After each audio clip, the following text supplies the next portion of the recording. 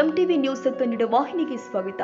ಹುಕ್ಕೇರಿ ತಾಲೂಕಿನ ಸಂಕೇಶ್ವರ ನಗರದಲ್ಲಿ ಪ್ರಪ್ರಥಮವಾಗಿ ಶ್ರೀ ಕ್ಷೇತ್ರ ಯಡೂರ ವೀರಭದ್ರೇಶ್ವರ ದೇವಸ್ಥಾನದ ಮಹಾಕುಂಭಾಭಿಷೇಕ ಹಾಗೂ ಶ್ರೀಶೈಲ ಜಗದ್ಗುರುಗಳ ಧರ್ಮದ ಜಾಗೃತಿ ಸಮಾರಂಭವು ಶ್ರೀಶೈಲ ಪೀಠದ ಶ್ರೀಮದ್ ಗಿರಿರಾಜ ಸೂರ್ಯ ಸಿಂಹಾಸನಾಧೀಶ್ವರ ಶ್ರೀ ಶ್ರೀ ಶ್ರೀ 108 ಜಗದ್ಗುರು ಡಾಕ್ಟರ್ ಚೆನ್ನಸಿದ್ದರಾಮ ಪಂಡಿತಾರಾಧ್ಯ ಶಿವಾಚಾರ್ಯ ಮಹಾಸ್ವಾಮಿಗಳು ಮತ್ತು ಶ್ರೀಮನ್ ನಿರಂಜನ ಪ್ರಣವ ಸ್ವರೂಪಿ ಜಗದ್ಗುರು ಪಂಚಮ ಶ್ರೀ ಡಾಕ್ಟರ್ ಶಿವಲಿಂಗೇಶ್ವರ ಮಹಾಸ್ವಾಮಿಗಳು ಜಗದ್ಗುರು ದುರದುಂಡೇಶ್ವರ ಸಿದ್ಧ ಸಂಸ್ಥಾನ ಮಠ ನಿಡಸೋಶಿ ಇವರ ದಿವ್ಯ ಸಾನ್ನಿಧ್ಯದಲ್ಲಿ ದಿನಾಂಕ 30/1/2026 ರಿಂದ ದಿನಾಂಕ 3/2/2026 ತನಕ ಭಕ್ತಿ ಭಾವದಿಂದ ಅರ್ಥಪೂರ್ಣವಾಗಿ ಜರುಗಿದೆ.